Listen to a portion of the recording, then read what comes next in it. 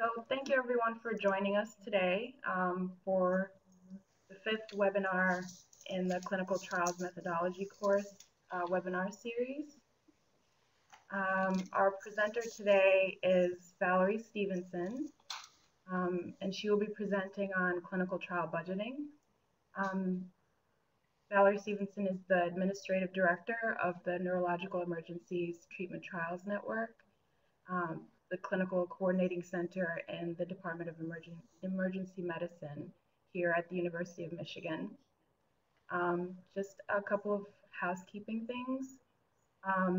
All the microphones are muted except for our presenter. And if you have any questions during the talk, please use the chat box, which is just here on the left of the screen.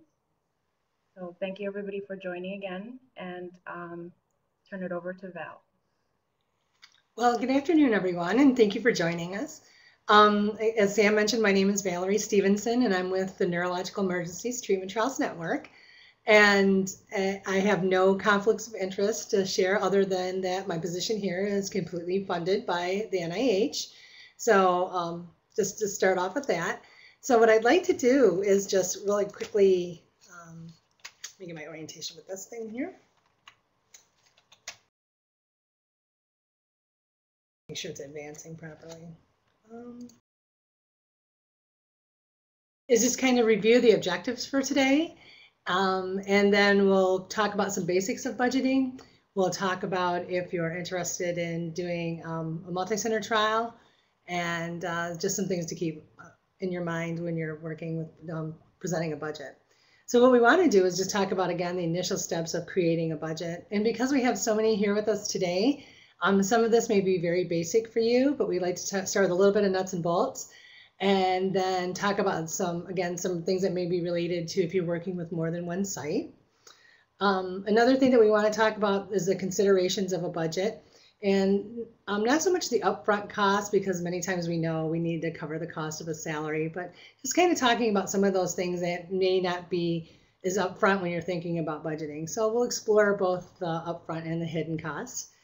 We want to talk about potential financial models, because there's all kinds of ways to work with people in research, and we want to make sure that we're thinking about different ways, especially too with limited funding, to make sure we're taking advantage of our funds.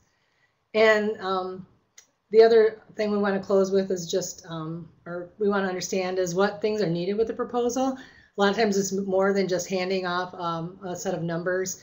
There's specific forms that you need to complete, or conflict of interest forms. And the last item that we'll be just talking about is after you're funded, what kind of things you need to be thinking of after the award is made. So, just getting started, when you first, think you have a great idea and you want to apply for a grant, there's all kinds of different funding opportunities. There's those from the NIH, there's the National Science Foundation, there's private foundations. So when you're thinking about your project and the scope of your project, you want to look at and identify the most appropriate funding mechanism for you.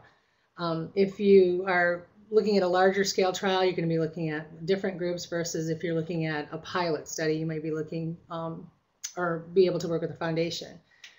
So when you look at different opportunities, one of the things you want to do, and it seems pretty basic, but it's one of the things that slips by a lot of people, is make sure you actually read the entire opportunity. When you're reading the opportunity, there's all kinds of different sections. Some of them are complex, where you're looking at different web pages and they're telling you, what's maybe conflicting things or not very clear things, but you're kind of clicking all over. And they may be things that are straightforward and they're just listed in different sections. So what you want to do is you want to explore what you're applying for to make sure that you understand the terms of that. So for example, if you wanted to apply for a grant, is there some restriction on if you apply for this grant, you can't participate in any other research? A lot of times that's a huge consideration for people, especially if you already have a small amount of funding on a current project. You don't want to do anything to endanger that project that you're currently working on. Many times an opportunity may be defined by your career path. For example, we recently saw an opportunity that looked like a really great opportunity, but it excluded postdocs and associate professors. So when you read it, it looked like it was open for a wider group of investigators, but then when you looked at it, they were really looking at a junior level investigator, entry level investigator. So you want to make sure that before you spend time putting it together, that it's actually something that is appropriate for you. Another thing is you want to just look at the steps in the submission process. And maybe just more than applying for a grant, you may see an opportunity for funding and they want someone who's already turned in a pre-proposal or someone that's already been invited. So you want to see if you need to submit a pre-proposal or a letter of intent before you're allowed to submit, just to make sure you're covering all the bases and that it's appropriate for you. Another huge thing in the opportunities are deadlines. Many times we get used to certain deadlines and certain cycles, but different funding mechanisms may have a change of date. They could change just because of a holiday or a funding cycle. So always make sure you understand the dates. And many times it's not just the submission date, but you may have to have components of the grant in prior to certain the actual deadline. So make sure you understand what you want to turn in. Another important thing when you're reading these opportunities is making sure that you actually submit it to the right institution. There's nothing worse than finding out your grant's getting routed to the wrong place or the wrong person. Another thing that you want to make sure that you understand is when you're reading a funding opportunity is what we call facilities and administrative costs, and many times they can vary. And we hear about F&A or indirect cost, and facilities and administrative costs, what they're used for is some of the things that you may not think about, for lights in your office, if you're doing research, for heat, for the people that prepare your contracts, or the people that help you close out at the end of the year. These people in these activities are supported with your facilities and administrative costs. So certain opportunities, you may read them. Your institution, for example, may have a 50% rate that they apply to grants, but if you read a funding mechanism, it may actually have a lower rate. So you want to make sure you have all that straight before you work on putting together your proposal. And one of the other things that we don't think about very much is that you read a funding opportunity and you think you have it all battened down, and then you go to submit it and you find that maybe something's different. And actually funding opportunities can change. So for example, with the NIH, when you download a package to apply for a grant, they ask you if you want to be notified for changes. And that's always a good thing to do because there may be some subtle changes, but they're very important. And they could be, just related to the cost of what you're allowed to apply for travel and things. So make sure you always double check and you at least, before you get to the deadline, make sure that the opportunity hasn't changed. So when you read a funding proposal, you want to make sure that what they're offering for funding can actually support what you're trying to do. For example, if there's effort restrictions, you may read a funding opportunity and it'll say that it'll support 40% of your efforts, which sounds really great. And then you read farther down and you find out, well, it will support 40% of your effort up to, $20,000. I'm coming up with a number there, but many times you got to make sure that it's something that you can actually support your salary and your institution's agreeing with for you to apply for. The other thing you want to always make sure too that there's not any unallowable costs. For example, if you think you're going to have to travel a lot, or there's going to be a lot of travel for your research project, and you find out that the travel is limited to $1,000, then maybe this isn't the best opportunity for you. So another thing that we want to think about when we're getting started is you want to make sure that you let your department, your institution know that you intend to submit a proposal. And that's really important, not just to announce yourself, but many times there's grants ahead of you in queue and they want to know that your grant is coming in. Many times with your department, they just want to make sure that they have the staff to support it. And for example, if you're working with an NIH deadline, at our institution, I contacted our grants office and they really didn't want to talk about anything but grants until October 5th. So depending on different cycles and things, you may not be aware of a huge grant cycle, but you always want to let them know to make sure that you have plenty of time. And your institution may have timelines for you have to get your grant in at a certain time, but if they're busy, some of those timelines can change. So again, just talk to your department and your institution to see if there's any challenges to getting your grant in and meeting the deadline. So when you're thinking about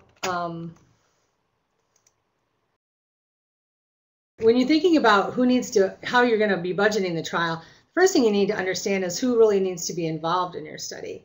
So you may have yourself and you're thinking of your coordinator or another investigator within your group that you know will be participating. But you need to think about other things too for laboratories. So if you're going to be drawing blood, you may have this idea that you can draw the blood when you see the patient or the subject. But your institution may have charges just for storing blood. They may have a policy where someone from a phlebotomy needs to draw the blood. So you need to understand who all needs to be involved to start building out your costs. Some of the things that you don't think about are like storage and then pharmacy charges. Many times it's not an investigational drug that you're using, but if you're using any kind of even approved product and it's being dispensed, your institution may have a dispensing charge because it's part of a research project. And those are costs that you want to understand. Another thing that I think many times people underestimate is the amount of time that they're really going to need to spend on their project. And I added here to be honest, because, when we're excited about our ideas, we think, well, wow, we can, we'll put extra time into it.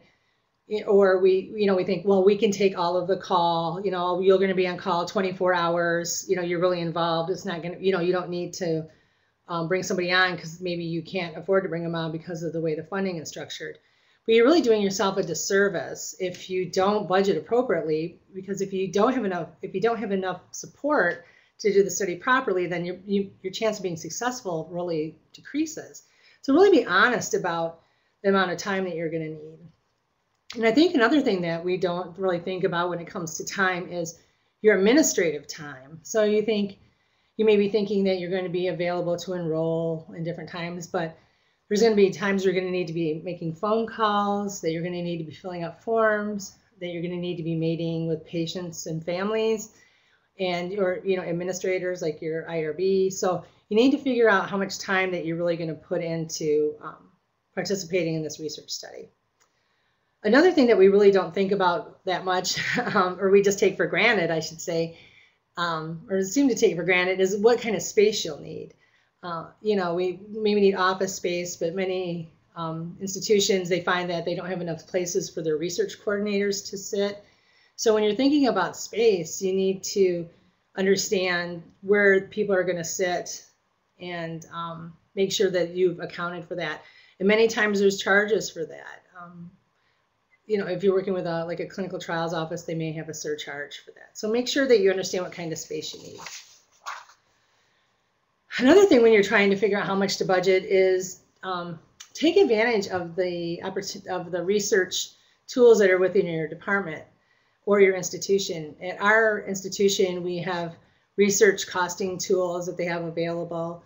We have a clinical research billing unit that people can contact to understand how much a study will cost. Because many times there's hidden cost, and when we have hidden cost, hidden costs are things, for example, you may have a medication, it's approved medication, but every time someone needs to hang a bag of the approved medication, there's a $60 charge. So talking with your institution and understanding what kind of cost considerations you have is a really good way to start identifying hidden costs. Another thing to do is, if you don't have a large research infrastructure at your institution, is benchmark with other institutions. For example, sometimes changes that you would have, they could be smaller changes. You may think that a bag of medication costs a certain amount, and then there's a shortage of the medication and the cost goes up. And another thing is that your institution may be getting a deal, but that deal may go away. So it's always good to understand what costs could be out there that you need to consider if you're going to do a study at your site. The other part that's great about benchmarking is if you find you need to collaborate with another institution, you kind of have an idea of what things cost other places. So if you were to add someone to participate in your study, you kind of have an idea and you've kind of budgeted for it. Another way is to look at historical data from other trials, and that's a good way. You can talk to your colleagues and see how much they've paid to do certain tests, or how much time they've had to spend to obtain a coordinator. Another way to understand how much you need to budget is ask a grants person or a finance person. And on the early discussions, many times we get a grants person or our medical schools involved a little later in the process. And they're really good at letting us know, for example, what is an allowable, what you can do that's an allowable cost. They're also really great at telling you if there's an anticipated change in some type of service. For example, if you have what we used to call the GCRC, and you were planning, your experience was using someone from your GCRC to help recruit patients or do exams, and you may not be aware that maybe the structure is going to change and those people will no longer be available for you. So it's always good to discuss with a grants person or finance person right away. And they're the experts. They've dealt with all kinds of issues and different changes, and they're there to help, especially if you're medical school, because they want you to understand what you can and can't do before you turn in your proposal, and they send it back for a bunch of changes. Another thing to do is involve, especially if you're doing a multi-center study, is to touch base with the coordinators and investigators. I think we talk to investigators a lot, especially about the science, but when we think about the conduct, we don't want to be in a situation where we think a coordinator salary may be a certain amount and then find out it's not. Especially if you're working with another part of the country, they may have union considerations. I remember a couple years ago we were discussing a study, and there was some discussion about, well, if you have a union, then you really can't do something. You have to hire someone in addition to. So there's things that may not be in the forefront of your mind when you're putting together your budget or your cost. That will come up. So it's always good, again, to involve a coordinator to participate in calculating your cost. And another thing that is important to do is to contact the funding organization when you have a question. If you look at a proposal, I'm thinking back a couple years ago when there was an opportunity where it said that you were supposed to spend $3,000. You were supposed to allocate $3,000 in travel, and the question was: is it only $3,000? Does it have to be $30,000? No less than $3,000? So reading different sections of it, it really wasn't clear. So if you have any questions, there's always a person to contact to ask them. It's better to ask the questions than to assume that you understand. If it's not very clear, then contact them right away, because there could be some requirements in there that you'd have to budget for that may change other components of your budget. So when we think about financial models, there's all kinds of different ways to pay people to participate in your research. And I think many times we think we have to provide effort for an investigator or a coordinator to participate, but there's so many different ways now that are out there. I just want to take a moment to explore some of those and talk about the good and the bad of each of those. So when we talk about funding trials and financial models, a lot of times we may find ourselves kind of not thinking out of the box per se, because there's many paradigms that people have about funding. So when here at the NETT, we provide per subject payments, and they're a flat rate payment. And at the time, the way they come through, the type of agreement they come through, at first many institutions were confused because they weren't vendors or procurement agents. They were scientists, and they didn't understand why they were looking at a vendor agreement versus a subcontract. So when you explain what you're trying to accomplish, many times you think they won't participate because of the type of agreement or it's not a subcontract, but you can explain. And again, when people are talking about doing research, the study is a scientific study, but and you're not asking them to, I remember someone said, well, we're not selling hot dogs here. It's like, well, no, of course we're not. We're doing research, but there's different ways to provide the payments. As long as the activity is properly supported, you can work with people. But, you know, just kind of working through some of these things that may stop you from thinking out of the box when it comes to payments. Another thing that people think about is that when you're working, especially when you're collaborating, you may have an investigator that is participating in the science and they're very active. But when you're working with a protocol or they're enrolling subjects, it may still be viewed as a procurement or a vendor type agreement. We call it a hybrid purchase order here because it's not, it doesn't have to be a true subcontract for what they're doing. So there's different ways to look at that, but that's many times what you'll hear, you know, well, our investigators working in this capacity. And it doesn't mean that they can't because of the type of agreement, but there is flexibility there.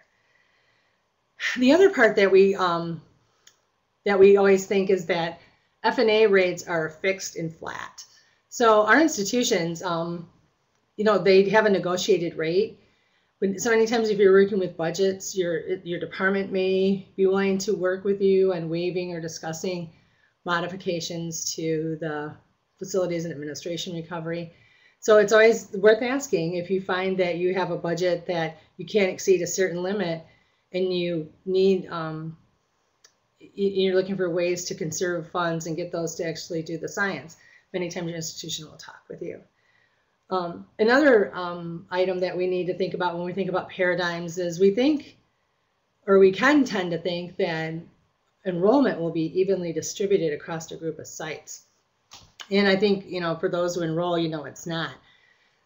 So when you're trying to put together a budget, you know, may budget for each site to enroll 5 patients. And then you calculate, you know, your rates and your costs for those 5 subjects across the sites. But then when you find out is that one site's enrolling 10 subjects, one site's enrolling 2, and your budget begins to get skewed.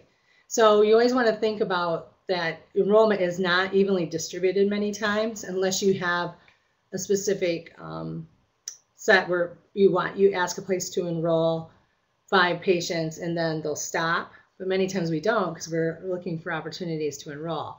But if you don't have an agreement that's specifically like that, then you always got to think about how enrollment can change and that it's not a static. So when we're talking about, you know, what the best reimbursement strategy is, it could be that you're paying and supporting the effort for a site PI and a coordinator. And the good part about that is that they're available. But many times if you don't get started right away, then you're utilizing resources that you may not need to use while you're getting started. And then again, the issue about whether or not your institution can work with you on your F&A recovery. So again, what works best for you in your study? So when we think about how we pay investigators and participants in our study, there's different ways to provide them support. If there's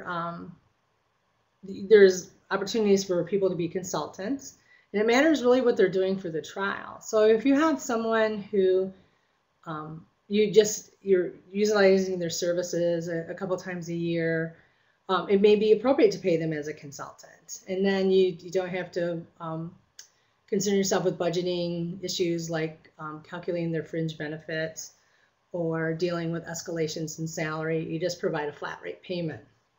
The concern is many times with consultant payments is that if you're paying a consultant over a certain amount, then many times it's looked at as maybe you should be providing them effort if they're spending that much time.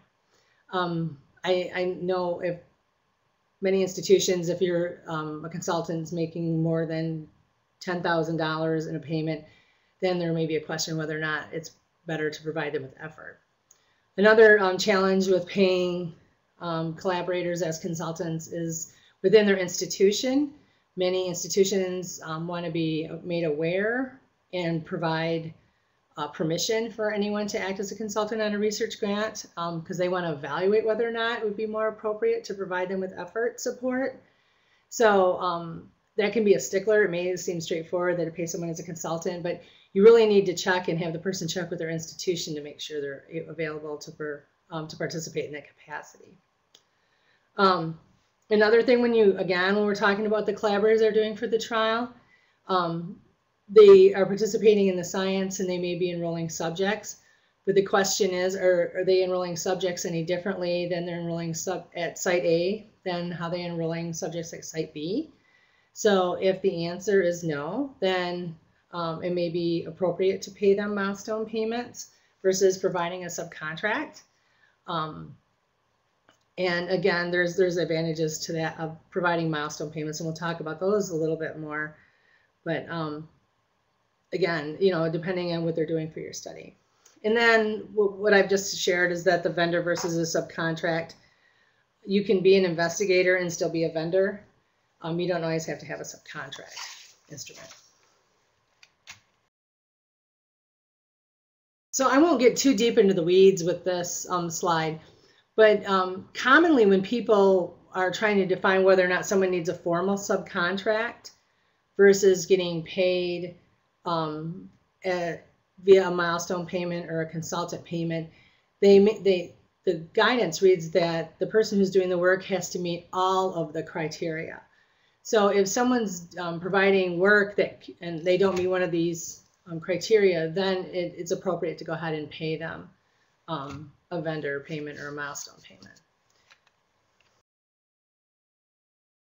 Again, this is from the OMB Circular, which the OMB Circular is the ultimate guidance document for how federal funds could be spent. Foundations may have different views on how funds can be spent, but when you're dealing with any kind of federal funding, that's what you need to pay attention to. So I just put this slide on here when we're thinking about different financial models. Does the relationship meet all the 5 criteria? If it doesn't, then we would follow the algorithm. Will they be following a standard protocol? And if they're following a protocol and it's a protocol that could be conducted at multiple sites, then it's okay to pay them through a milestone payment versus a subcontract. If they're doing something, if they're meeting all the 5 criteria, then it'd be a subcontract. And I just have that little bubble down there. So if you get to know at the end and something's wrong, you probably haven't answered the question in the best way. But usually people will fit into these 3 different categories. There's also the category of someone who's actually providing just a vendor service. And this could be someone who is analyzing blood or just acting as an agent to store blood. And those would be appropriately, those are clearly a procurement transaction, and you could just go ahead and use a vendor agreement.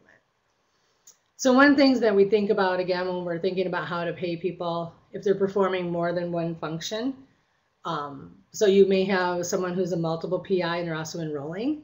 So if you do have that, you could consider treating them separately, and many times that is the cleaner way to do it.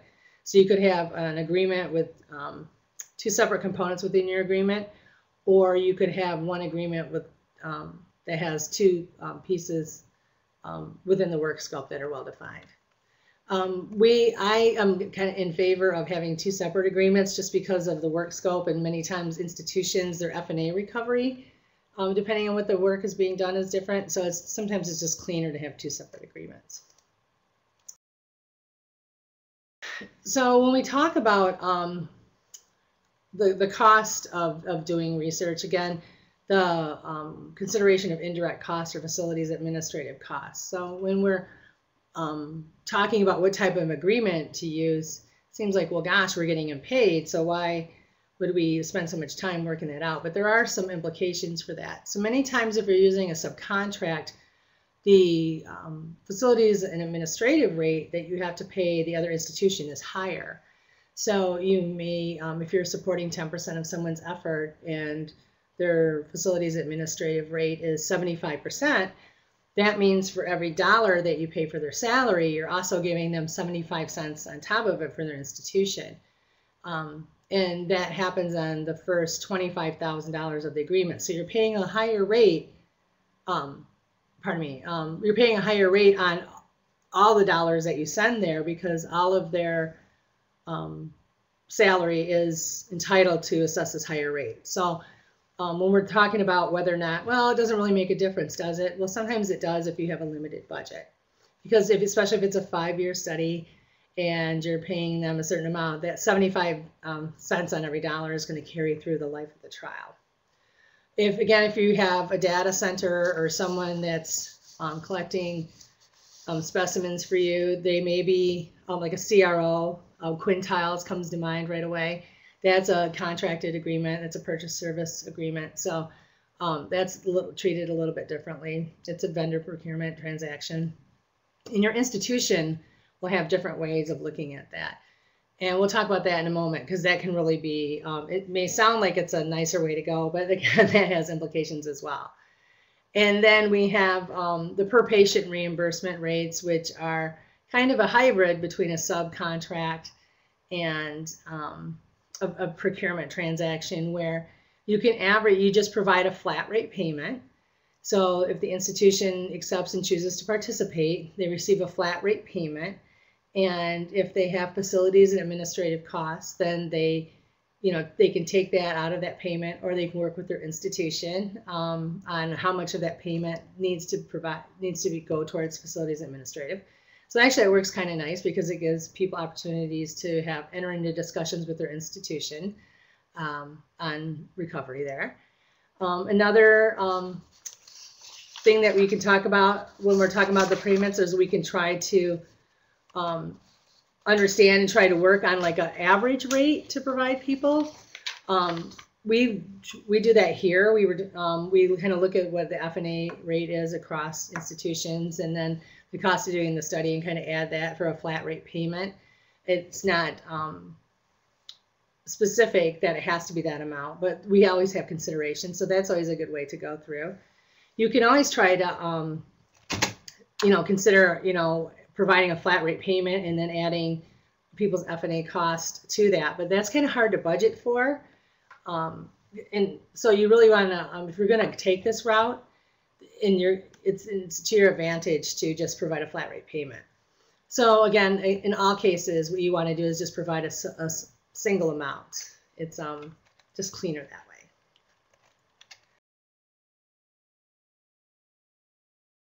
So another thing about facilities administrative costs that sometimes may get left out of the equation is that we know if we're working with another collaborator and their rate is, we're providing 75 cents on every dollar of their salary that we budget for them. We understand that, but many times especially when people are new to research, they don't understand that their institution, it also assesses FNA on the dollars that are paid. So for example, if you have a subcontract with an institution, you're providing 75 cents to every dollar that you're providing for your collaborator's salary, but then your institution for creating that agreement and administering that agreement, they may charge, let's say your FNA rate is 50%, your institution will assess they'll take 50 cents on every dollar of the first 25,000. So when you're budgeting, you need to not only think about the facilities administrative costs that you're providing to your collaborators, you need to think about the facilities administrative costs that are added on to the agreements that you're sending out. So I put this on there. Make sure before you develop your proposal, because with vendor agreements, for example, it may say, well, wow, I'm convinced. I don't want to do a subcontract. I want to do a vendor agreement because that sounds much cleaner and it's easier to budget. But if you talk to your institution, many institutions, when they have vendor agreements, they take their 50% on every single dollar, not just the first 25%.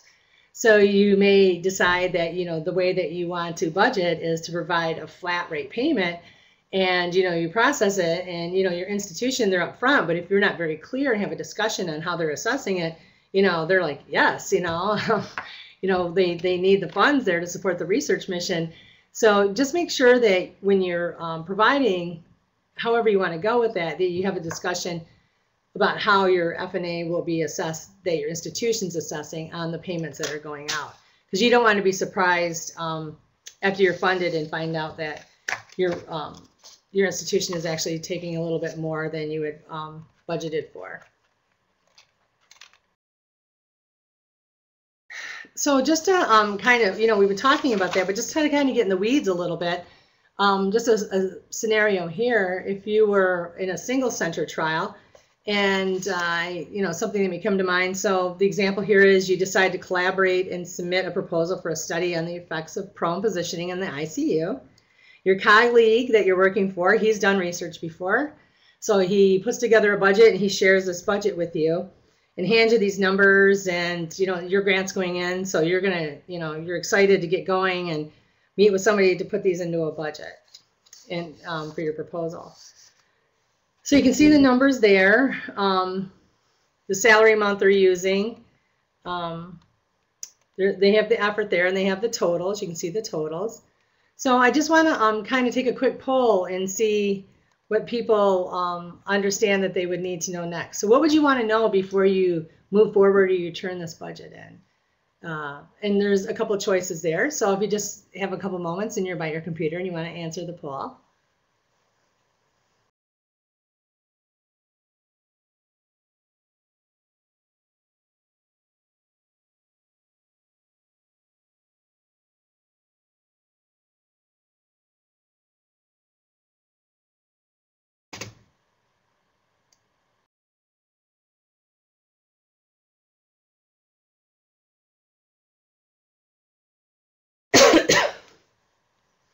Okay, so it's kind of evening out where a majority of our group have answered all of the above, and then at 61%, and then the answer for A and C, we have people at 35%, and then and then 10% on the other items. So yeah, so these are all A and C, or pardon me, the last two answers could be correct. In this scenario, maybe A and C might be the more appropriate answers. So what we want to know is when we look at that budget again, we see there that it has a salary used of $240,000. So, is that the base salary? Is that, a salary for academic months? Is that a salary throughout the whole year?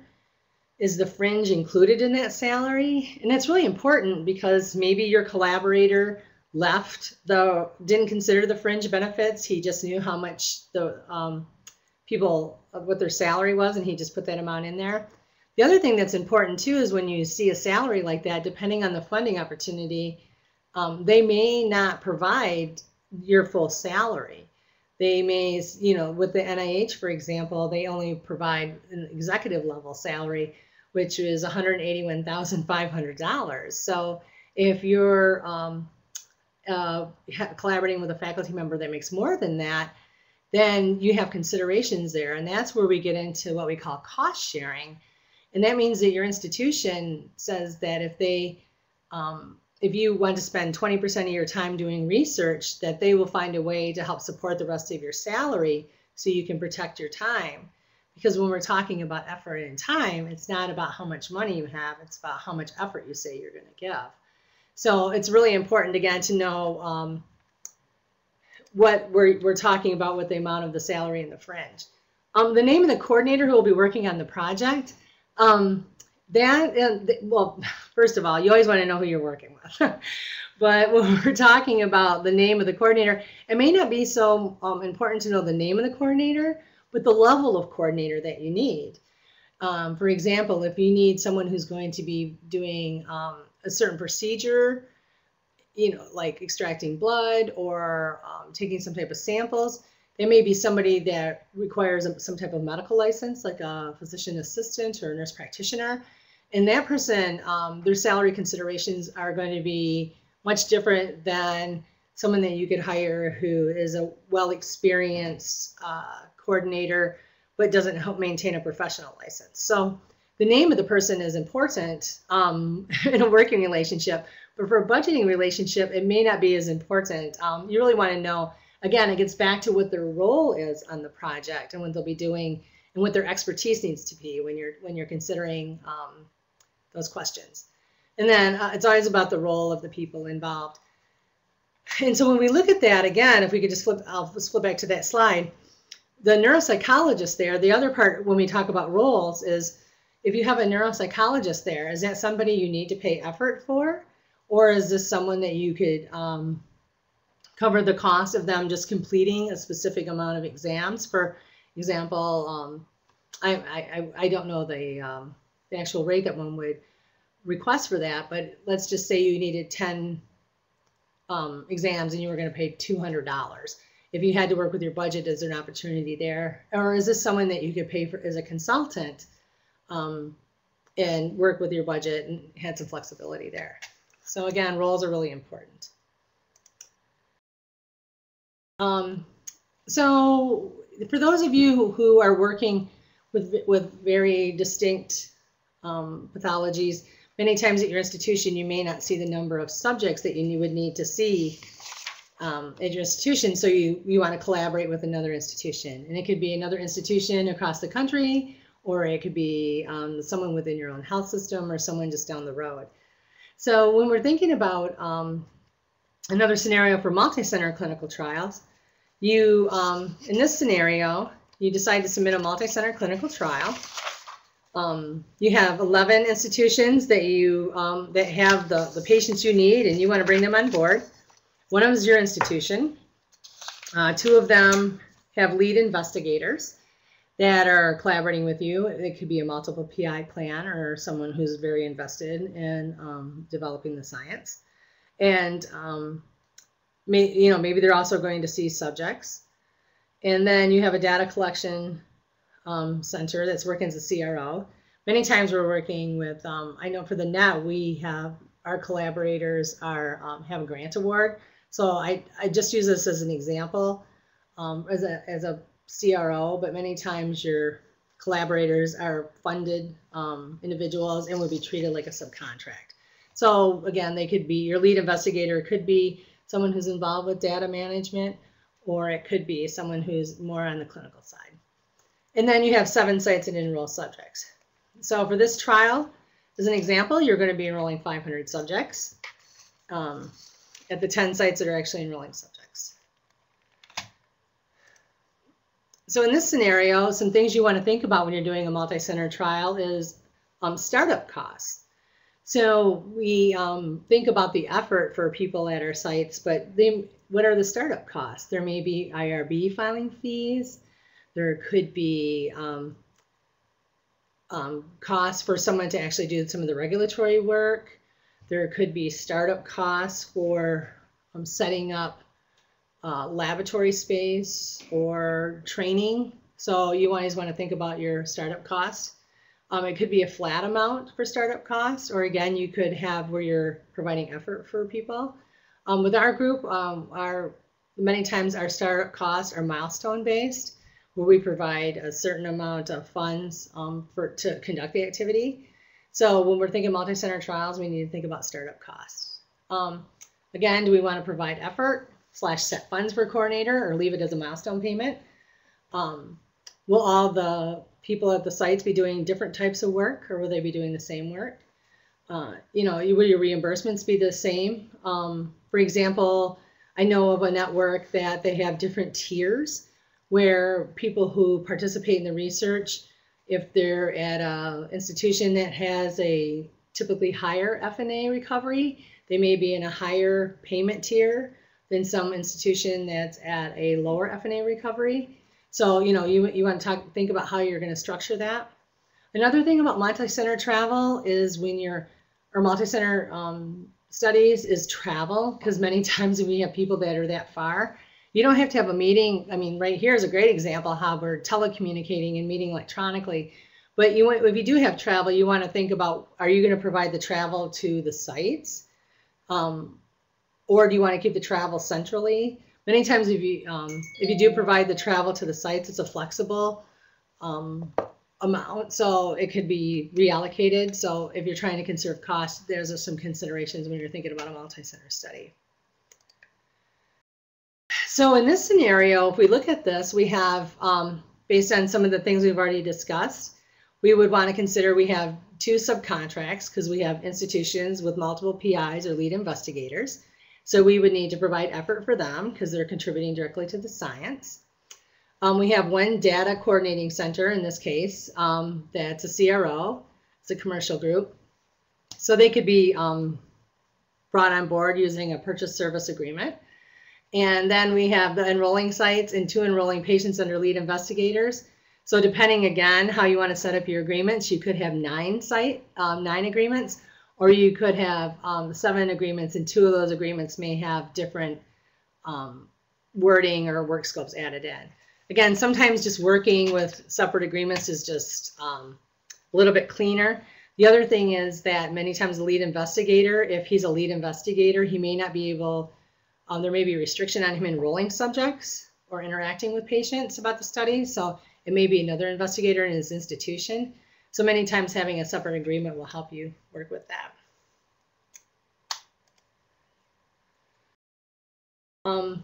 So when we talk about, again, the benefits of per subject payments, we've discussed them in different contexts, but at the end of the day, when you're working with a per subject payment, when you're routing your proposal, because it's a per subject payment, it's a vendor agreement, you don't need to send paperwork through every single institution for institutional signature, which can take a long time and it's a lot of work. You can just put on your cost line, subject enrollments, and you're all set. And then you would just get a letter of intent or an agreement from the institution. Again, the patient costs are in a single line, so you're not breaking them out into multiple forms or multiple categories. You don't have to juggle 9 different price points and 9 different rates. You can just provide one in your agreement for the per subject payments. You just have 1 flat payment, so you don't have to do all that juggling and figuring. You can use a competitive enrollment. So if one site is enrolling like gangbusters and one site's not, then you're okay because you're budgeted appropriately. And if you have a site that the investigator moves and they just feel they can't do the study anymore, you could bring on another site to pick up. So when we got our budget together, we've determined what type of agreements we need. We've sorted out all of our hidden costs, so we're ready to go.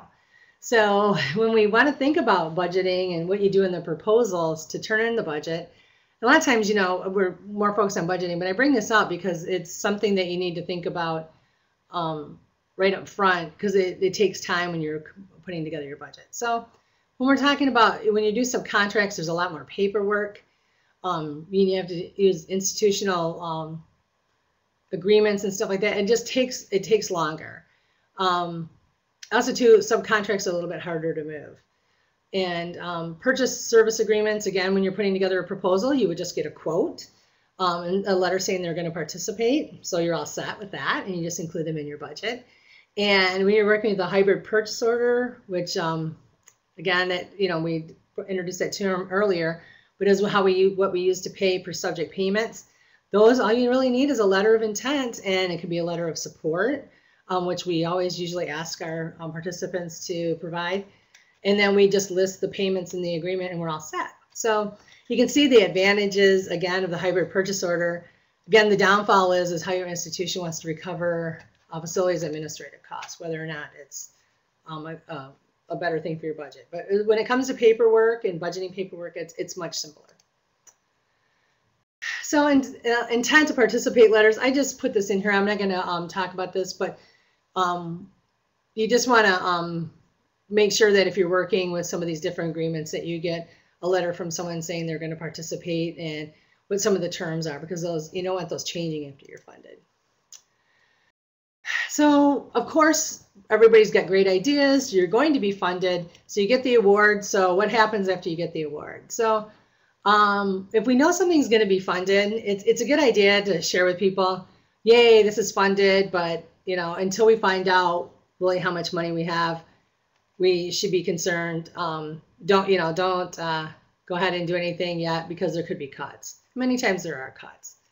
When you get the award notice, read the award notice because, again, there could be a cut, there could be restrictions, there could be some things you have to do before your money's funded. There could be changes in the the timeline of the funding, so just be aware of that. Touch base with your personnel at your sites. If you had a site that had agreed to participate when you turned in the grant 10 months ago and then investigators left for another institution, do you still want to work with the original institution, or do you want to consider continuing to work with the collaborator at his new institution? So it's always good before you establish agreements or you get things going to make sure that everything's the same as when you had originally budgeted. And then again, if you want to revisit your budget, see again if anything has changed and revise it, and just let everybody know, because that's the time, if you need a revision, is to revise it up front so everybody's expectations are there and the same. So I just put a couple resources there. Again, we mentioned the OMB, which is the guiding principle for federally funded agreements. Some of you who are already working in research have heard the term uniform guidance. The uniform guidance is some changes that they've made to how federal funds can be spent. For example, what you can, if you're going to buy a computer for a study or an investigator, what the terms are for that. So I would suggest that everybody take an opportunity, if you're going to be looking at submitting a grant, to understand if there's any changes, because those changes will affect your funding. I put this little fun link in there, if you've got a study, how to create an acronym, because we all like fun acronyms. So I thought this was a cute little link to add. And then just my information and my email address. So I guess we'll just open it up to, if anybody has any questions, we'll just try to go from there. We got about 7 minutes or so for questions.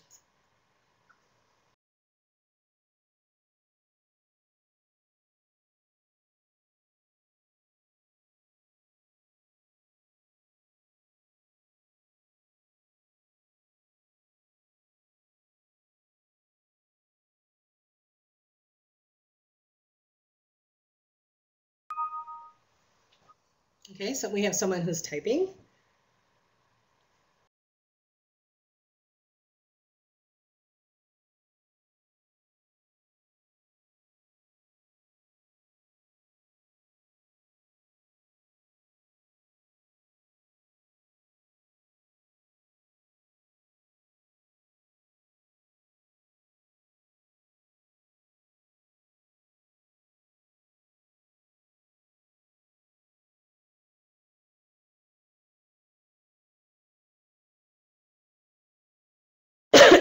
Excuse me.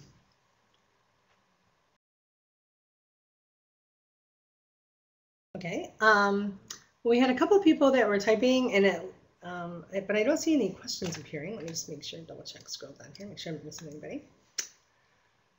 Okay, well, if we don't have any questions, if you think of something later, and please feel free to email me. Like I said, my contact information's there. I want to thank all of you for your time. I know this was, there's probably all of these topics could probably be broken down into 45 minutes or an hour on their own. So we did cover a lot of ground, but again, I appreciate you joining me today, and it was a pleasure to be invited to participate. Thank you, Val, for a great talk. It actually looks like there is a question if you wanted to address it in the chat box now.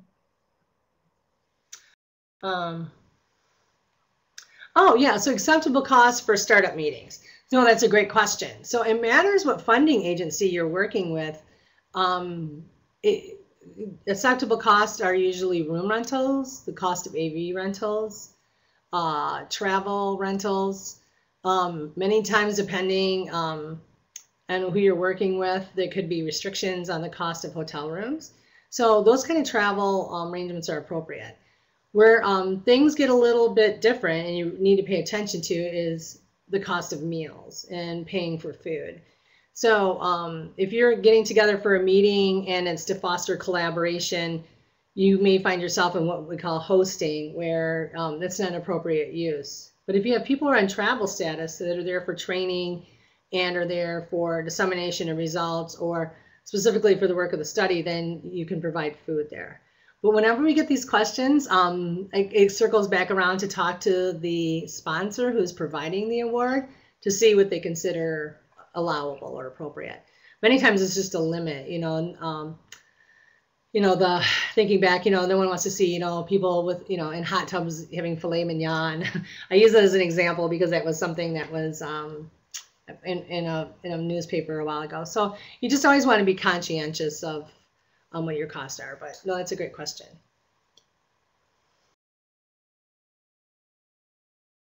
Okay. Well, thank you, Val, again for sharing a great talk with us today. And thank you, everyone, for joining us. Please join us again in November 20th at 12 noon. We will be having our next webinar presented by Dr. Karen Johnston and a panel who will be discussing how to prepare a grant application. And also on December 18th, we will have Dr. John Marler from the FDA presenting on IDEs and INDs for sponsor investigators. So thank you again for joining us. And if you have any questions, please send an email to NINDS-CTMC-info@umich.edu. And we appreciate everyone joining us today. Thanks.